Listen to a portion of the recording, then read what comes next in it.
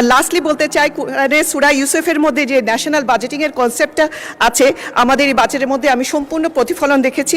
এর জন্য আমি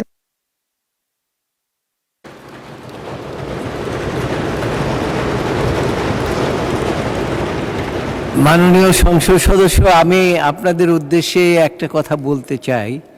সেটা হচ্ছে, একজন নারী সদস্য এইমাত্র যে বক্তব্য রাখলেন, তিনি প্রকৃতপক্ষেই এবাদুর রহমান চৌধুরী সাহেবের যে কন্যা, এটা তিনি প্রমাণ করেছেন তার বক্তব্যের মাধ্যমে। এজন্য তিনি ধন্যবাদ পাওয়ার যোগ্য। কিন্তু দুঃখজনক হচ্ছে যখন আমরা আমাদের বিরোধী দলীয় সংসদদের কাছ থেকে এই বাজেটের আলোচনাতে অংশগ্রহণ দেখছি, আমার দুঃখ লাগে যে ওনারা প্রিন্সিপাল বা টেকনিক্যাল লেভেলে কোনো অ্যানালাইসিস না করে ওনারা কথার ফুলঝুরি জ্বালাময়ী বক্তব্য দিয়ে সময়টাকে পার করছেন। এখানে আমি যদি মাননীয় স্পিকার, আমি যদি 2026-27 সালের বাজেটকে অ্যানালাইসিস করি, আমি লাস্ট 25 ইয়ার্সে যতগুলো বাজেট ছিল তার কিছুটা স্টাডি করার চেষ্টা করেছি, এবং যখন আমি দেখি যে এখানের মধ্যে কয়েকটি নজিরবিহীন স্ট্র্যাটেজিক্যাল শিফট নোটিস করেছি। এর মধ্যে যেটা মেজর আমি বলবো সেটা হচ্ছে ইনস্টিটিউশনাল রিফর্ম এবং যে ডিরেগুলেশনের ফোকাসটা। 17 বছর আগে আমার বাবা যে কাজগুলো করে গিয়েছিলেন, কিন্তু দুঃখজনক হচ্ছে এই 17 বছর আমরা অনেক বড় বড় টাইটেল পেয়েছি, মন্ত্রী পেয়েছি, কিন্তু আসল কাজ হয়নি। যা ছিল তাও ধ্বংসের কোনায়। আমাদের এখানে পাহাড়ি দুর্গম এলাকা আছে, বুবারতলের মতো এলাকা, যেখানে রাস্তার অবস্থা খুবই নাজুক। তো এইসব এলাকার জন্য স্পেশাল বরাদ্দ হবে, স্বাস্থ্য সেবা শিক্ষা প্রতিষ্ঠানের জন্য স্পেশাল বরাদ্দ হবে, এটাই আমি আশা করছি। এবারে বক্তব্য রাখবেন জহরত আদিব চৌধুরী, 327 মহিলা আসন 27। আপনার সময় 10 মিনিট। ধন্যবাদ মাননীয় স্পিকার। আসসালামু আলাইকুম, আদাব। মহান জাতীয় সংসদে আজকে আমার প্রথম বক্তব্য। এই সংসদে আমার পিতা মরহুম এবাদুর রহমান চৌধুরী 4 বার এসেছিলেন নির্বাচিত হয়ে, এবং দেশে এবং জনগণের কল্যাণে কাজ করেছেন। এই সুযোগের জন্য আমি ধন্যবাদ জানাতে চাই আমাদের সংসদ নেতা মাননীয় প্রধানমন্ত্রী এবং বিএনপির নীতি নির্ধারকদের প্রতি। এই 2026-27 সালের বাজেটের একটি দর্শন হলো সবার আগে বাংলাদেশ। এই দর্শন কোনো নতুন কিছু নয়, এর ভিত্তি হচ্ছে আমাদের মহান শহীদ রাষ্ট্রপতি জিয়াউর রহমানের আদর্শ এবং গণতন্ত্রের আপোষহীন নেত্রী সফল প্রধানমন্ত্রী মরহুম বেগম খালেদা জিয়ার আধুনিক বাংলাদেশ বিনির্মাণের দূরদর্শী পরিকল্পনার অংশ।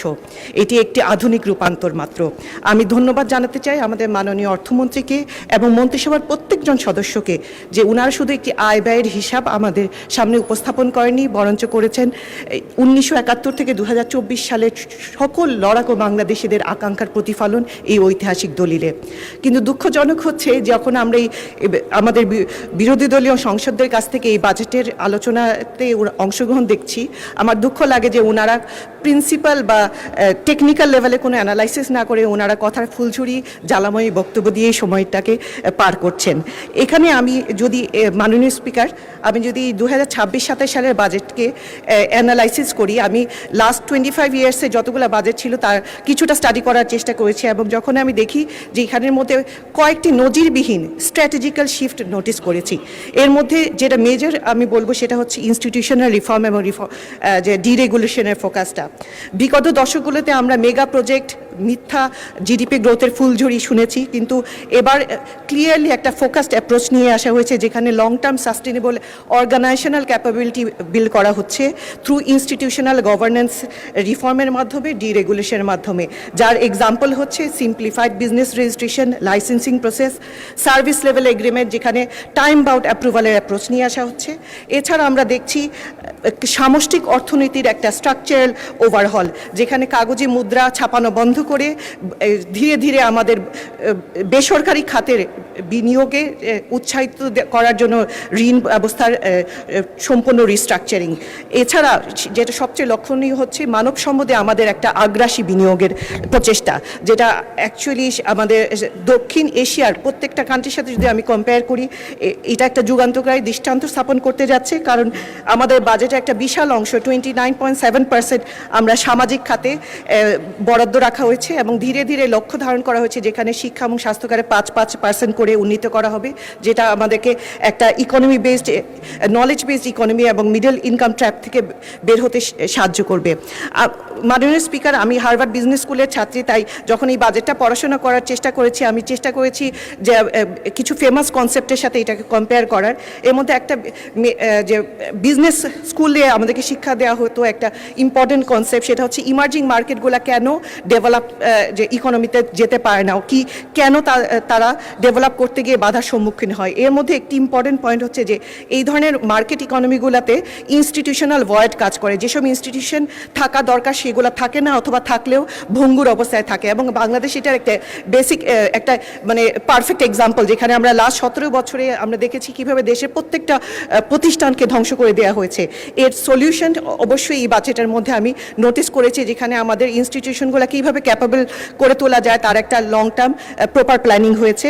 এছাড়া আরেকটি কনসেপ্টের কথা আমি বলতে চাই, সেখানে হচ্ছে যে একটি অর্গানাইজেশন বা একটি দেশ পিছিয়ে পড়বে সে যদি শুধুমাত্র বর্তমানকে নিয়ে থাকে, তাকে চিন্তা করতে হবে ভবিষ্যতে কিভাবে পৃথিবীটা বদলাচ্ছে এবং তার সাথে তাকে অ্যাডজাস্ট করতে হবে। এটাকে বলা হয় অ্যাম্বিডেক্সট্রিটি কনসেপ্ট। সো এইটা যদি আমি ন্যাশনাল লেভেলে নিয়ে আসি, এটা কনসেপ্টটা খুব কঠিন শোনালেও আসলে খুব কঠিন নয়, যেটা হচ্ছে যে আমাদেরকে কারেন্ট যে আমাদের স্ট্রেংথ আছে তাকে এক্সপ্লয়েট করতে হবে টু দ্য ম্যাক্সিমাম লেভেল, যেটা আমাদের আরএমজে সেক্টর আছে, আমাদের হিউম্যান যে আমাদের যে আমরা স্কিল ফোর্স আমাদের আছে তা, এটাকে আমাদের পারফেক্ট এক্সপ্লয়টেশন থেকে ইমপ্রুভ করতে হবে এবং আমাদের এক্সপ্লোরেটিভ ইকোনমির দিকে যেতে হবে।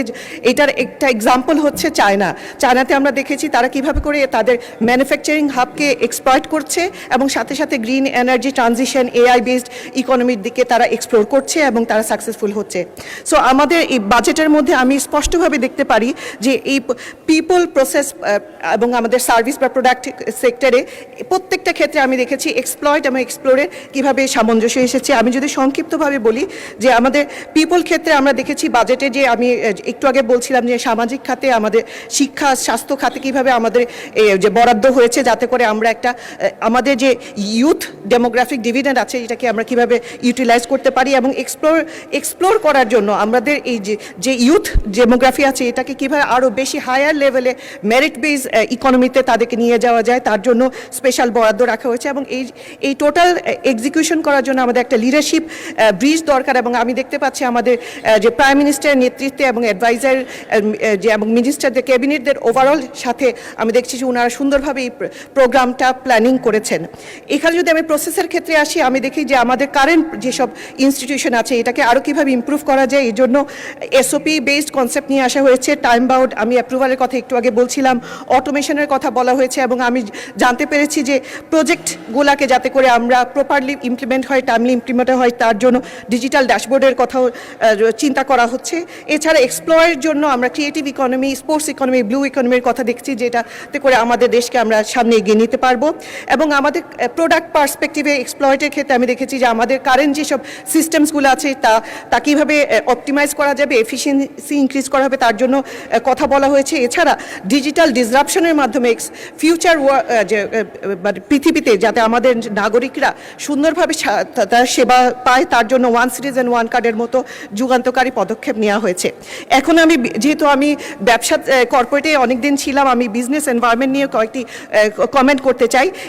এই বাজেটের মধ্যে মেজর যেসব বড় ব্যবসা প্রতিষ্ঠান আছে তাদেরকে এবং এসএমই এন্টারপ্রেনারদের জন্য ইকুয়ালি খুব ভালো কিছু পদক্ষেপ নেওয়া হয়েছে।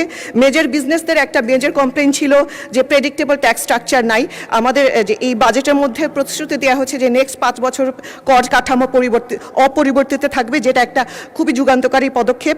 এছাড়া হ্যারাসমেন্ট ফ্রি ট্যাক্স কমপ্লায়েন্সের জন্য ফেসলেস অটোমেটেড সব কিছু ফাইলিং থেকে শুরু করে audit selection process risk base করা হচ্ছে, যেটাকে আমি সাধুবাদ জানাই। প্রফিট রিপ্যাট্রিয়েশনের জন্য 30 দিনের একটা টাইম বাউন্ড যে এসএলএ দিয়ে দেওয়া হয়েছে, যেটাও অবশ্যই ব্যবসায়ীরা খুবই যে সানন্দে গ্রহণ করেছেন। এছাড়া ডিসপিউট রেজলিউশনের ক্ষেত্রে এডিআরকে আরও এফেক্টিভ করা হচ্ছে। অ্যাপিল ফাইলিংয়ের ক্ষেত্রে ফিসকে অনেকভাবে কমিয়ে দেওয়া হয়েছে, যাতে এবং জরিমানা মওকুফের মতো প্রণোদনা দিয়ে লং টার্ম যেসব মামলাগুলো কোর্টে পেন্ডিং পড়েছে তা রিজলভ করার জন্য তাদেরকে প্রণোদনা দেওয়া হয়েছে। এতে করে আমি যারা যেসব ব্যবসায়িক নেতৃবৃন্দের সাথে আমি কথা বলছি, সবাই খুব আগ্রহ ভরে এই বাজেটের ইমপ্লিমেন্টেশনের দিকে তাকিয়ে আছেন। এছাড়া এসএমই এন্টারপ্রেনারদের একটা মেজর চ্যালেঞ্জ থাকে যে ইজি অ্যাক্সেস টু ফাইন্যান্স। এখানে আমি দেখেছি যে পার্সোনাল লোন লিমিটকে 5 লাখ থেকে 10 লাখ করা হয়েছে, ক্রেডিট কার্ডে কোলাটেরাল ফ্রি করে দিয়ে হয়েছে 10 লাখ থেকে 20 লাখ। ই লোন, যেটা ডিজিটাল ক্যাশলেস ইকোনমি তৈরি করার জন্য আমাদের খুবই কাজে লাগবে, সেখানে 50,000 টাকা পর্যন্ত ডিজিটালি ই লোন ডিসপার্স করা যাবে। এই প্রত্যেকটা পদক্ষেপ আমাদের small cottage entrepreneur, home based মহিলা এন্টারপ্রেনার, ইউথদেরকে সাহায্য করবে। এছাড়া আমি অনেকগুলো আসলে বলে শেষ করা যাবে না, অনেকগুলো প্রণোদনা দেওয়া হয়েছে। 0% টার্নওভার ট্যাক্স থেকে শুরু করে ফ্রিল্যান্সারদেরকে ট্যাক্স এক্সাম্পশন দেওয়া হয়েছে। আরেকটি বড় যে চেঞ্জ হচ্ছে সিম্পলিফাইড ট্যাক্স কমপ্লায়েন্স, যেটা ফ্ল্যাট রেট টার্নওভার ট্যাক্স দেওয়া হয়েছে। আমাদের দেশে লক্ষ লক্ষ ক্ষুদ্র যে খুচরা ব্যবসায়ী আছেন, তাদেরকে ইনফর্মাল ইকোনমি থেকে কীভাবে ট্রানজিশন করা যায় ফর্মাল ইকোনমিতে, এই ফ্ল্যাট রেট টার্নওভার ট্যাক্স একটি যুগান্তরী পদক্ষেপ হিসেবে কাজ করবে। এখন আমি সংক্ষেপে যদি আমার এলাকার কথা বলি, আমি মৌলভীবাজারের বড়লেখা জুড়ি এলাকার মেয়ে। আমাদের হাকলকি হাওর, মাধবকুণ্ড জলপ্রপাত এবং পাথারিয়া পাহাড়ের চা বাগানে ঘেরা খুবই ইকো ট্যুরিজমের একটা বিশাল অপরচুনিটি নিয়ে আমরা অপেক্ষা করছি। আমি আশা করি এই বাজেটের মাধ্যমে স্থানীয় কর্মসংস্থান বৃদ্ধি পাবে, দেশি বিদেশি বিনিয়োগ আসবে। এর জন্য ইকো ট্যুরিজমের জন্য আমি বিশেষ বরাদ্দ আশা করব। এছাড়া 17 বছরে আমাদের এই এলাকাতে 17 বছর আগে আমার বাবা যে কাজগুলো করে গিয়েছিলেন, কিন্তু দুঃখজনক হচ্ছে এই 17 বছর আমরা অনেক বড় বড় টাইটেল পেয়েছি, মন্ত্রী পেয়েছি, কিন্তু আসল কাজ হয়নি। যা ছিল তাও ধ্বংসের কোনায়। আমাদের এখানে পাহাড়ি দুর্গম এলাকা আছে, বুবারতলের মতো এলাকা, যেখানে রাস্তার অবস্থা খুবই নাজুক। তো এইসব এলাকার জন্য স্পেশাল বরাদ্দ হবে, স্বাস্থ্য সেবা শিক্ষা প্রতিষ্ঠানের জন্য স্পেশাল বরাদ্দ হবে, এটাই আমি আশা করছি। এখানে একটা ছোট ফিডব্যাক আমি দিতে চাচ্ছি। মাননীয় অর্থমন্ত্রী যদি নোটিস করেন যে সাধারণ বিনিয়োগকারীদের কর রেয়াতের পার্সেন্টেজ 15 থেকে 10% করা হয়েছে এবং সর্বোচ্চ সীমা 10 লাখ থেকে 7.5 লাখ করা হয়েছে। এইটা কমানোর কারণে সাধারণ বিনিয়োগকারীরা কিছুটা আশাহত, তাদের ব্যক্তিগত বা সামাজিক নিরাপত্তা কিছুটা হলে কমেছে। আমি আশা করব এটা বিষয়ে একটু পুনর্বিবেচনা করবেন। আর লাস্টলি বলতে চাই, সূরা ইউসুফের মধ্যে যে ন্যাশনাল বাজেটিংয়ের কনসেপ্টটা আছে, আমাদের এই বাজেটের মধ্যে আমি সম্পূর্ণ প্রতিফলন দেখেছি। এর জন্য আমি